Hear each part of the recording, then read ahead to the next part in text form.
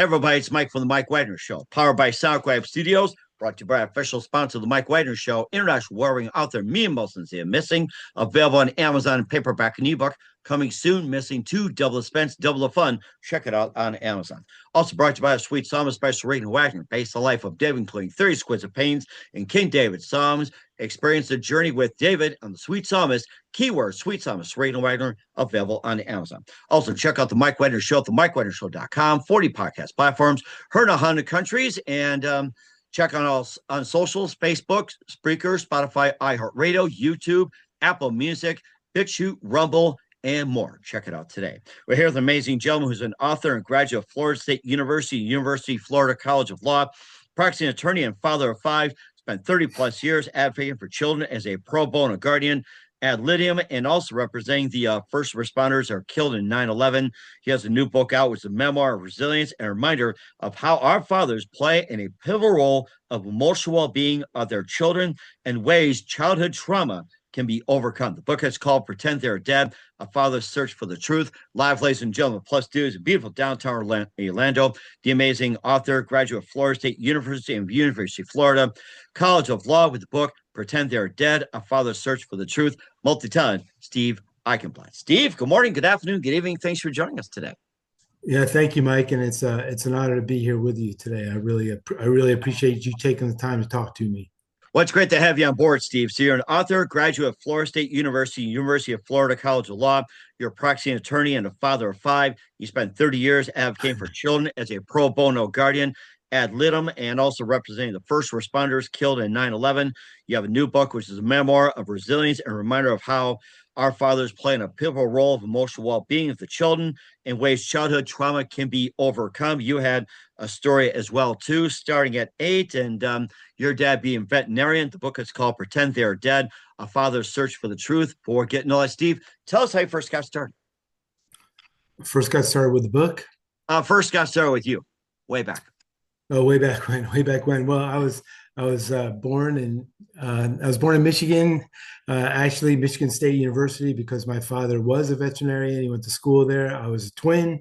Moved to New Jersey shortly thereafter. So I had a twin sister and a brother, and we lived in New Jersey. My parents got divorced when I was about 6 or 7. My father left the house.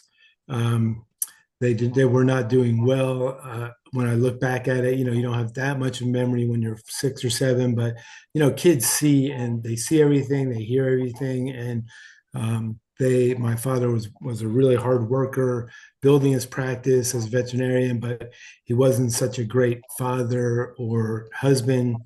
Spent a lot of time just kind of in his room, in his man cave, whatever you want to call it back then, just focused on building his veterinary practice. And I think my mother had enough at some point. And so when I was 6 or 7, he left the house. They got divorced. We would see him on occasion, went through the whole visitation thing. He would leave us on the curb, not show up. I was playing baseball. He would come supposed to be picking me up from practice or a game, wouldn't show up. And eventually he disappeared, and a new man appeared, and a guy named Richard, and with his kids, and he became a new dad. So one father left, disappeared, never came back, and all of a sudden there's a new person in my life. This is your dad. These are your brothers and sisters, and you're going to listen to him. And it was traumatic. It's traumatic now looking back. I didn't realize when you're a kid, you kind of like accept stuff that's thrown at you.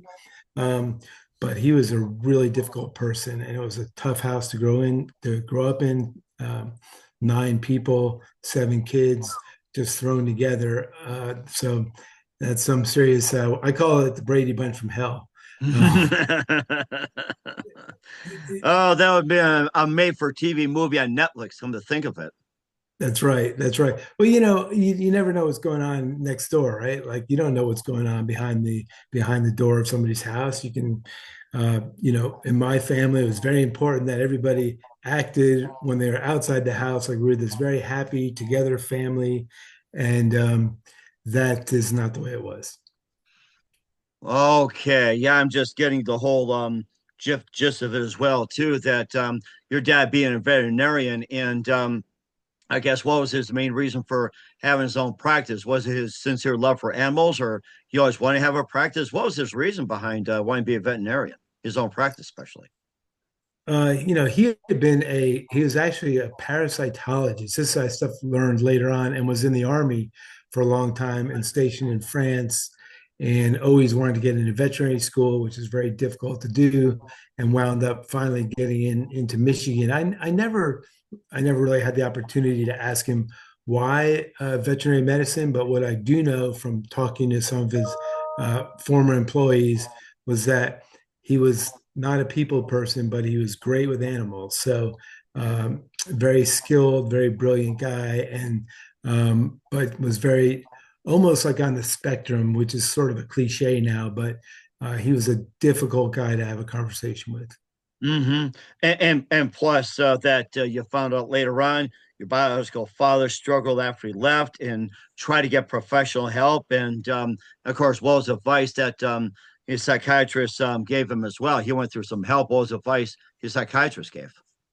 Sure. Well, that goes to the really what the title of my book was. So, for those people who are listening out there, when you write a book, it's of course it's very challenging and difficult, and you kind of pull your hair out if you have hair, and try to figure out like line by line. And then when you're done with the book, the your publisher or agent says, "Well, what's the title?"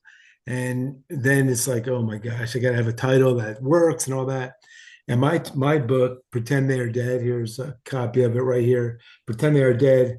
Um, what happened was that years after he died, I wound up getting, it turned out he wasn't just a veterinarian, he was also a writer, and he was a Oh, highly skilled writer. And he had actually taught at the New School in New York, in Manhattan. And he published articles, in Esquire, Playboy magazine, Time magazine. And he also kept journals, wrote journals that he wrote virtually everything that happened in his life between 1960 and 1990ish. I got all the stuff after he died, and one of the things that I was able to get and I didn't know existed was when my father left. He wrote an article for a magazine. It was called Hello Yellow, and it described the last night that he spent with his kids. It was like the Last Supper. He knew that he was never going to see us again. He knew he was giving us up for adoption, but we stayed over his house. I didn't know. I was just a kid. Nobody told me that that was the last time I was going to see him. So he writes this very detailed story about us being there at the house, and me getting up in the middle of the night and saying this poem that's called Hello Yellow. That was the poem, hello, and yellow. Okay. Hello Yellow. So uh, that was, I mean, I don't remember it, but that's what I came up with. And in the magazine article, he said that even though he knew that was the last night that he's going to spend with us, and we didn't know, he still acted like everything was normal. And the reason he did that is because when he went to a psychiatrist and he had some mental health issues, the psychiatrist said, just pretend they're dead. So Oh, that's why. Okay. and that's what he did. And that's not doesn't seem like great advice, but that's what he did. So he dropped us off, and we were dead to him, and ultimately he became dead to us. And how so would you say that's dead to you? So what exactly happened the moment that he was actually dead, or close to it? We he dropped us off. I was like 8 years old, had zero contact with him. He lived in the same town, and I've always said to people, like, is it better to be adopted when you don't know your parents, so they don't reject you, like, so they just, or them and then they reject you. I mean, I was his son. I was his oldest son, lived in the same town, and he dropped me off one day and never came back. um, that's hard for me to accept as a dad now of five kids, how you can do that and live in the same town. But I found out the truth of what happened many years later. um, Okay. And what was the truth about that? We'll find out with Steve Eichenblatt and Pretend They're Dead, A Father's Search for the Truth. But first, listen to the Mike Wagner Show at the MikeWagnerShow.com, powered by SoundWeb Studios. Visit online at SoundWebStudios.com for all your needs. Looking at a professional website without breaking budget, Sonic Web Studios is the answer. Sonic Web Studios offers fast, affordable custom web designs that blow the competition away. Call today, 1-800-303-3960. It's 1-800-303-3960. Or email to support@sonicwebstudios.com. Mention the Mike Wagner Show. Get 20% off your first project. Sonic Web Studios. Take your image to the next level. Also, time to give an official shout out to our official sponsor of the Mike Wagner Show, international warring author Mia Molson-Zia. If you love fast-paced mysteries, you love Missing by Mia Molson-Zia, available on Amazon paperback and ebook. Missing is fast-paced and intriguing with an unforgettable twist. Takes place in 4 countries, 2 strangers, 1 target, where truth is illusion and those who love be the first go missing. It's available on Amazon in paperback and ebook. Missing by Mia Molson-Zia has garnered great reviews. And Eve Levin enjoys by how its celebrities including Joanna Cassie, Forbes Riley, and many others. So grab your copy today for Girls Missing by Mia Molson-Zia, available on Amazon. Coming soon, Missing 2, Double the Suspense, Double the Fun. Check it out on Amazon.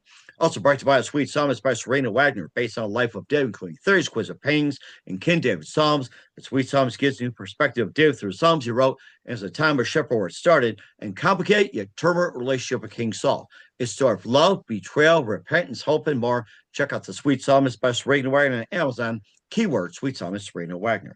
Also, check out the Mike Wagner Show at the MikeWagnerShow.com.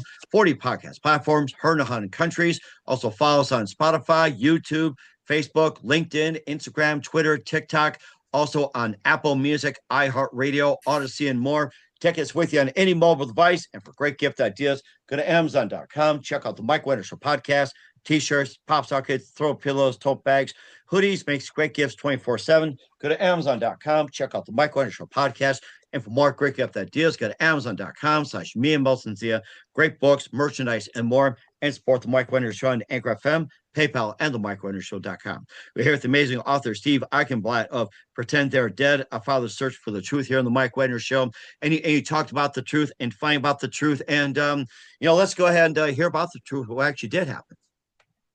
Yeah, so one of the big events that happened in my life, and one of the traumas was when I was 16 years old, and I hadn't seen my biological father for a long time. I'd been adopted by, another person. His name was Richard, and he became my father. I mean, in the house, he was my father. We had unbelievable rules when we first moved in. When he first moved in with his kids, basically laid the law down, which was we weren't allowed to walk in the front door. We weren't allowed to sit on the furniture. We had to sit on the floor. We were not allowed to go into the kitchen. We're not allowed to eat meals with them. We ate meals separately. There are 7 children. And if you violated the rules, there was a punishment, whether it's physical or emotional. It's a really hard house to live in because he was a tyrant. He was living in a house where every step you wondered, is it going to blow up? Is somebody going to blow up on me? It's like walking through minefields. You're like the point guy trying to figure out, all right, where is he? Because I need to avoid him because I don't want to get the shit kicked out of me. Excuse my language. It's okay. It's okay. I understand. And what was his occupation? He was a chemist in the Bronx, like a junior chemist or something. We didn't have a lot of personal conversations. He didn't really, if you can imagine, living in a house with a man who, other than being a tyrant, he never really talked to us like people. It was my mom would, but he didn't, and we weren't allowed to talk about, like, I don't know what happened to my biological father. He disappeared.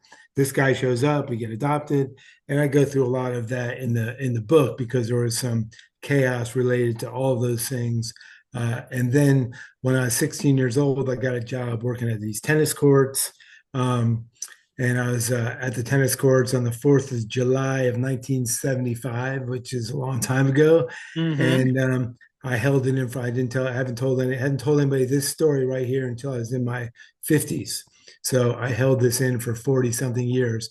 I was at the tennis court.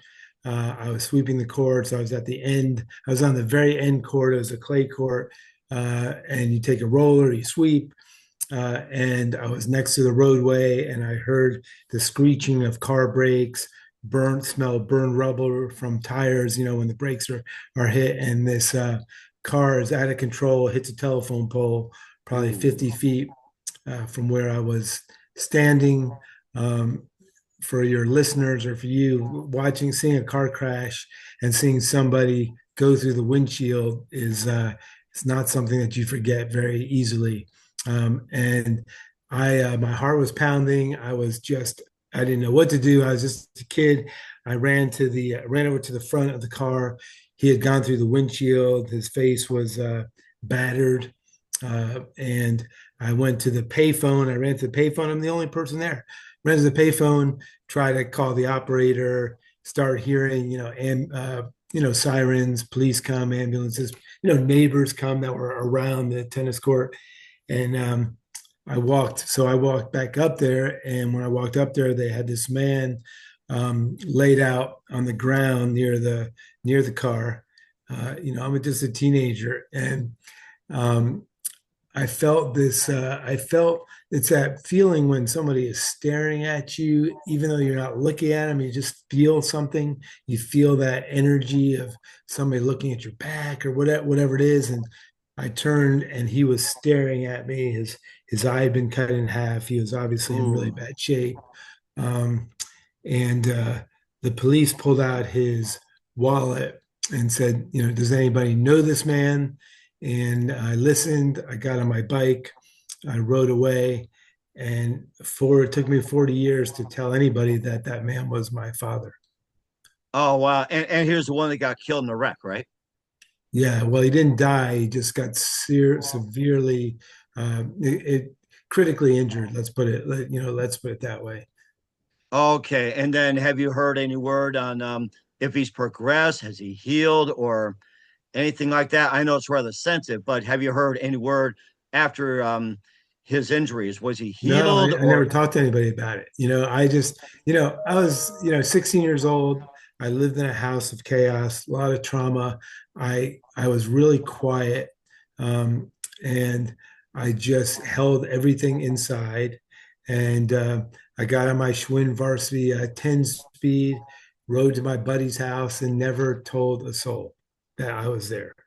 hmm and of course, when you had the thing about seeing your father in a wreck and everything like that, if you were to let it out, did you have this fear of like maybe that they think you're crazy, or is it gonna like like what's that worms like letting worms out or something like that, or a Pandora's box? Do you think Right, could have right. been that Opening Pandora. possibility, like a Yeah, I Pandora's think that box? was. I think that was part of it. I think that looking back now, I mean, I've had teenage kids. I mean, they don't. It's hard to talk to your teenagers no matter what. It's just normal.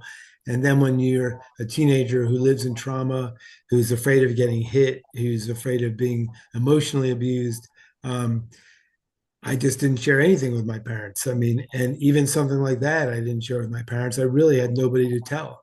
And I didn't even allow myself to process it. It took me a long time. And I didn't even really wonder what happened to him, even though he was bloodied. And it turned out later he got 200 stitches in his face. You know, um, he ruptured spleen, broken ribs. I mean, it was a really bad crash. And he was fortunate that I didn't watch him die. But in some ways, I saved his life. The son that he hadn't seen for years happens to be there, and I'm the one who called the cops and did all those things. But I just kept it inside. You bury things when you live like that. You read about this with kids who have been abused, like you just bury it, and so I just buried it. It was just like another day in my life, and that's not a healthy thing to do, but it's what I did.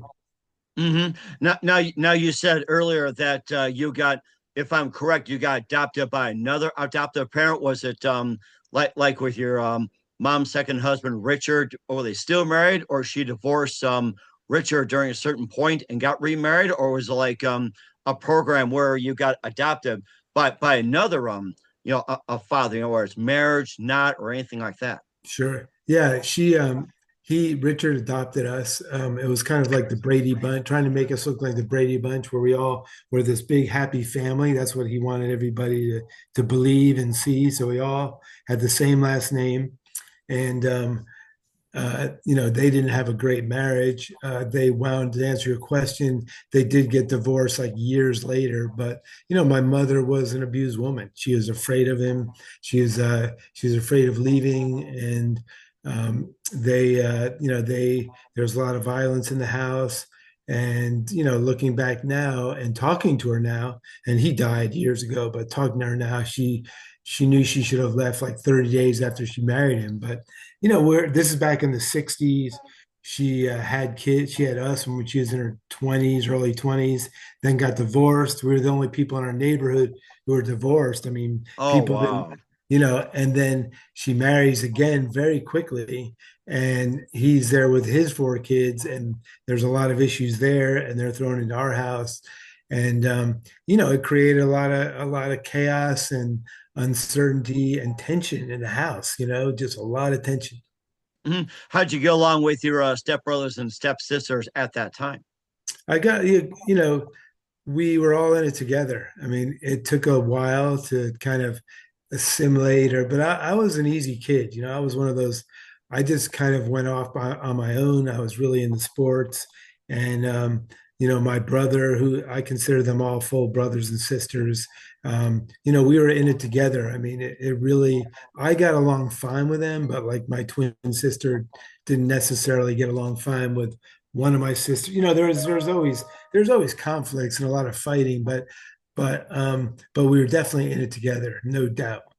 And there's also a part where it's just like you became a practicing attorney and you spent 30 years advocating for children. We'll talk about that with Steve Eichenblatt and Pretend They're Dead. You're listening to The Mike Wagner Show at the MikeWagnerShow.com, powered by SoundCloud Studios, brought to you by official sponsor of The Mike Wagner Show, international warring author Mia Muslims are missing. The Sweet Psalmist by Serena Wagner, based on the life of David, including 30 exquisite paintings and King David Psalms. Check out the journey of the Sweet Psalmist. Keyword Sweet Psalmist Serena Wagner. Check on Amazon. We'll be back with author Steve Eichenblatt of Pretend They're Dead after this time out. We're back with author Steve Eichenblatt here on the Mike Wagner Show with Pretend They're Dead, a father's search for the truth. And later on, after going through the childhood and everything, you wanted to become a practicing attorney. You graduated from Florida State University. At one precise moment were you inspired to become an attorney? I just so what happened was my family moved us from New Jersey to Sarasota, Florida, right before my senior year of high school, which was a really brutal thing because I'd lived in New Jersey my whole life, except for when I was born in Michigan, and they just announced we're taking it to Florida, and so I had friends, I played sports, you establish a life, and then all of a sudden you're moved to Florida from New Jersey, and Sarasota at that time was like the cattle, it was a cattle county. There's a lot of agriculture, which is fine, but that's not what I was used to, and a lot of guys driving trucks with guns, which I don't have any problem with, but we weren't used to that. It was just a whole different environment. And so I was thrown into a new school. I completely rebelled. I stopped going to class. It was a miracle that I even passed. They graduated me. I graduated with a 2.1 Oh GPA. my. Yeah, I didn't go to the prom. I refused to have my picture taken with the yearbook. I was like, I'm going to do everything my parents don't want me to do. And of course, I realize now I wasn't hurting them. I was hurting myself. But I was able to, I did well in the SATs because I was a big reader. And so I could read and I did well enough to get into Florida State. So I went to Florida State and I started, I was a big, Mike, what part of what saved me, and I think this is important for parents, and it's a little different now, but I would read, I would go to the library, get books, and I would hide in the corner, I'd hide in a closet in my house to just kind of stay out of the way. And I would read books. And now people are on, there's a million other things other than books, but back then, you read. And I really got into some books by James Michener, who was this kind of scholarly fiction writer, and the books were all like 1,000 pages. And I started reading about Centennial and Chesapeake and the American Indians and Native Americans. And when I went up to Florida State, which was the Seminoles and still are the Seminoles, I decided I hated school. I hated going to class, but I was like, well, the Seminoles, I mean, who are they? Why are we the Seminoles? And I wound up getting a job with the Florida Governor's Council of Indian Affairs because I wanted to help people. So I wound up, Oh. going to work for the tribes like part time. Flunked out of school because I was more interested in helping people than I was, um, than I was attending class. And I basically took off and went to Israel. I read another book called The Source, and I'm like, I want to explore Israel. I'm Jewish, explore my roots, and I went to work on a kibbutz, which we've heard a lot about since October 7th and everything that happened. But I went to a kibbutz. I was all on my own. My parents, I think I called them once in a year that I was there. But I was on my own. I was just on my own. And I went to Israel and I started working on a kibbutz. I started picking fruit, driving tractors, being in nature. And I started reading there and I started reading self-help books. And I realized no one is going to do this for me. If I want to get out of the whole victim role because I had the crap beaten out of me my whole life, I needed to do it myself. And I started reading self help books and realized, okay, I need to get myself together. If I want to help people, I want to get a law degree, I got to go back to school, get readmitted, and do well enough to get into a great law school, which I did, University of Florida. So that, my childhood, like I really wanted to help kids who are in this were in situations like I was, who were stuck, help families going through divorces. And that's what I started doing when I got out of law school. I'm a trial lawyer, so I was working representing insurance companies, but I was also volunteering as a guardian ad litem in the juvenile court, representing the children of either parents who had drug addictions and gave them up, or or kids who had been sexually abused, and they appoint lawyers. So I became the lawyer, and I still do it. I've been doing it for 30 years, 30 plus years, representing children who are in the worst situations and trying to help them, find a way out. And plus, he also helped out first responders too that were killed in 9/11. Yeah, that's right. I volunteered. After 9/11, there was a call for trial lawyers to take the training and volunteer to help the families. What happened was President Bush set up a victims recovery fund. In fact, there was a movie a couple of years ago. Michael Keaton was the star, called Worth, and it was about Kenneth Feinberg, who was the judge who basically decided what every case was worth. They set up this fund because they didn't want the airlines to get sued by all the families of people killed in 9/11. That would have destroyed the airline. So they set this fund up, and I was a lawyer, and I volunteered, went up to New York, and I represented probably 15 families of children whose parents were firefighters, or fathers or mothers firefighters, killed 9/11. And I was able to appear in front of Feinberg on numerous occasions, and we would talk about, okay, what is this? What's a firefighter's life worth versus a maintenance worker versus a Wall Street guy? And he had to make those decisions, Mm-hmm. and I was part of that. Mm-hmm. Do you think Feinberg made the right decisions on most of the situations with 9/11, everything like that, or do you think he might have failed in some areas that he could have done better? I Or think he did. I think he did an incredible job. He's a great man, and he had an impossible task. And he would explain to the families exactly what he was doing and why. And I thought he was, maybe I'm biased because I really respected him, and I still respect him. But that's an impossible thing to do. And he would say to the families, "Look, this is impossible. I can't, there's no money that's going to bring your husband or wife back, but we can try to make it better. This is just economically, a firefighter dies, and the family doesn't, he's the means of support. And so that's what he would base it on. So I would present the economics. I bring an economist in. I talk to him about the family, survivors, and um, and then he would decide what it was worth. Hmm. And of course, being a big part of you being a father, that you're a father of five yourselves too, and tell us more about that. Yeah, no, I mean, I love kids, and when you grow up without a parent, without a father, and I'm sure without a mother, you there's this huge hole in your heart. And because I was always jealous of my friends who, their dads would be out there playing baseball or playing catch. And for me, I think it was somewhat worse because it wasn't that I didn't have a father. It's just I had this one man who abandoned me, and then another man who was just brutal, and you didn't want to be around, and nobody wanted to be around him. Um, so that was really hard. So when I got out of law school and got married, and of course, I wanted kids. Um, and I wasn't a perfect dad. I mean, I didn't have great role models in my marriage.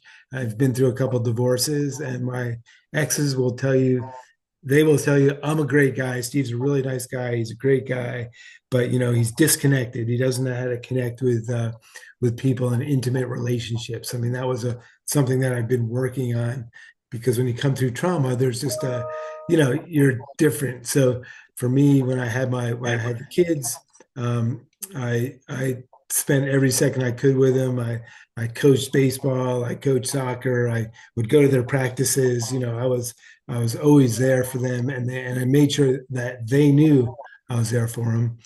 And so that, I thought that's all I needed to do. That, being a husband and a father was just taking care of the kids, and didn't take care of my wives necessarily the way I should have, not in a mean way, but just I had some limitations because of what I went through. I really did. And then I wound up adopting my last son. He's now 21. Um, I Nice. got I got married to my college girlfriend, my first girlfriend, and when I reconnected with her, I realized that I never told her that I'd been adopted. I didn't tell her that my last name had been something else. I never told her anything about any of my life. I just kept everything inside, just hidden. And she's really helped me, open up and go into therapy. And I talk about it in the book. I mean, it's my one of the reasons I wrote the book is because my friends would ask me about things, and I'd start telling stories, and they'd always be like, "Man, you have the greatest stories. You need to either write a movie or write a book because some of the stuff you've been through." And I've always been sort of a risk taker too. So, but as far as relationship, and I've been open. I mean, here I am talking about this. Going to therapy, trying to figure stuff out. I can honestly say, like, I don't have a lot of feeling for my fathers. It would be, there's that closure. Oh, did you get closure? Well, I don't know if you ever get closure. Did I love them? I don't know what love means, but I Mm. did find out eventually after my father died and I got all that writing that he was tortured by what he did, and he loved us, and he wrote a lot about that. So that's in my book. Hmm. And do you feel you have the capacity or able to forgive your biological dad and your adoptive dad?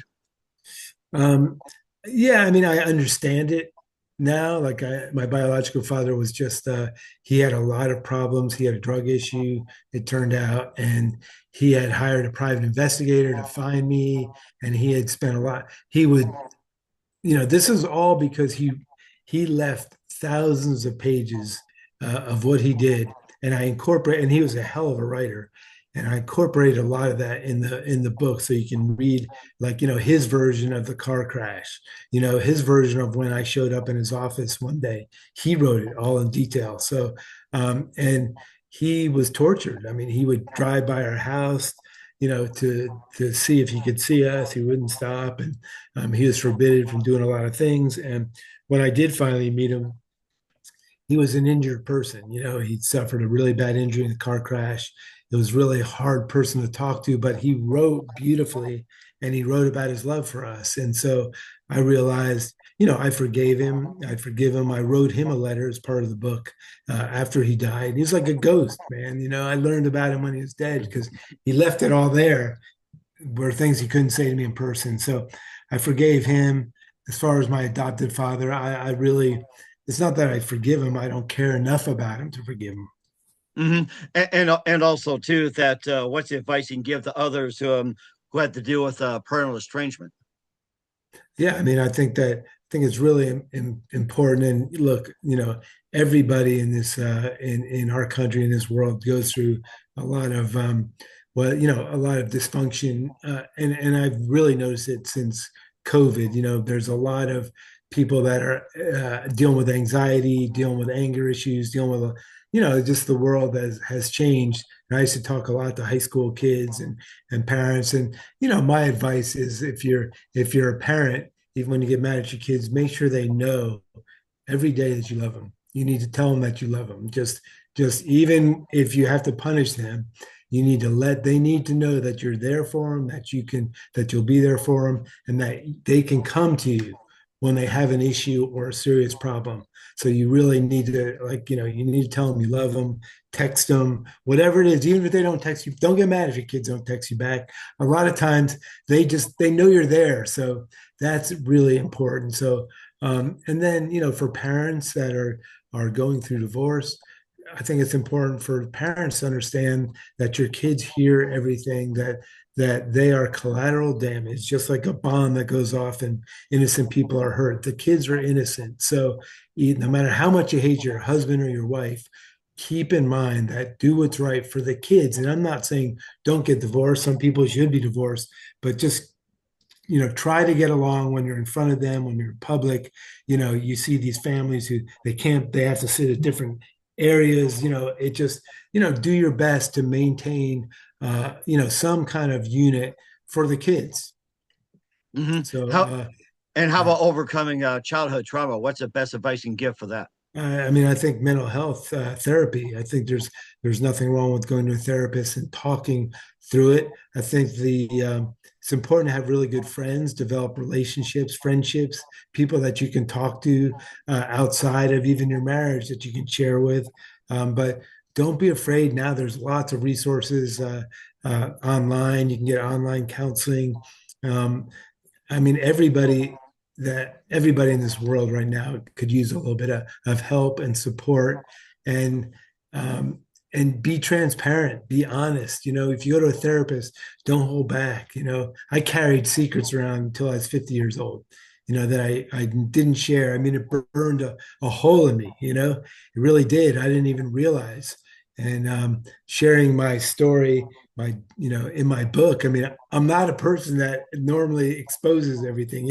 I'm a athlete, I'm a lawyer, I'm a fighter, Uh-huh. I'm all these things. So now all of a sudden, my book, I'm very vulnerable. It's I'm sensitive, and that's not normally. People are surprised, but yeah, share your story, get help. Get support, have good friendships, stay away from toxic people. Don't be a victim. We're all victims. Get off your butt and set goals and move forward. And that's really great advice during these times. And where can we find your book and what's your website? Yeah, sure. So my book is called Pretend They Are Dead. Here you go. Put it up one more time for you. Pretend They Are Dead. My name is Steve Eichenblatt, and I have a website. It's called Stephen Scott Eichenblatt, if you can spell it.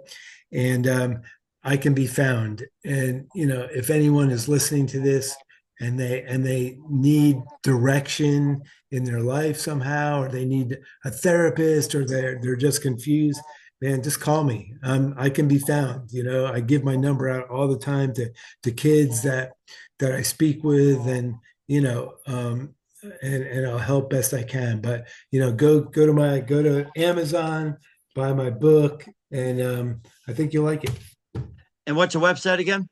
It's well, I have a law firm website that's called Page and Eichenblatt, and then I have an author website. It's called Stephen Scott Eichenblatt. .com. We will certainly check that out. .com. We're the multi-talented Steve Eichenblatt of Pretend They're Dead here on the Mike Wagner Show. Steve, a few more things. What else can we expect in 2025 and beyond? Oh wow. Well, um, other than my book, I mean, I continue to work in my law firm. I still try cases, and I still work on helping people. And I'm just going to keep moving forward. And I just really I have a big heart for those things. So, and I'm going to keep working on myself. Hmm. I still working on my relationships. And and I let my one of my sons is in Alaska right now on a sockeye salmon boat. Another son's a lawyer. Another son's, I just let my one daughter's a comedian. Nice. I really support my kids as much as I can, and I'm going to keep doing that. And I think that's great as well, too, during these times. And who do you consider biggest influence in the career? Who is my biggest influence? Correct, yes. Well, that's a really man, that's a really difficult question because I certainly can't turn to my I can't turn to my father's. I don't think it's a particular person as much, maybe my grandfather, but books. I mean, I really had to do it on my own. I didn't have that mentor. I wish I did. I think that's a really important thing. But I had a lot of good friendships, a lot of good relationships and friendships that I'm still I have a lot of friends I've had for 50 years. Okay, and that's really amazing as well. And what's the best advice you can give to anybody at this point? To I'm sorry, to what? To anybody in general, best advice. Anybody? Yeah, I think the best advice is, if don't be afraid to help people. Don't feel sorry for yourself. Get off your tailbone and take care of yourself. Move forward. Stay away from toxic people, and just do the best you can. Really, do the best you can.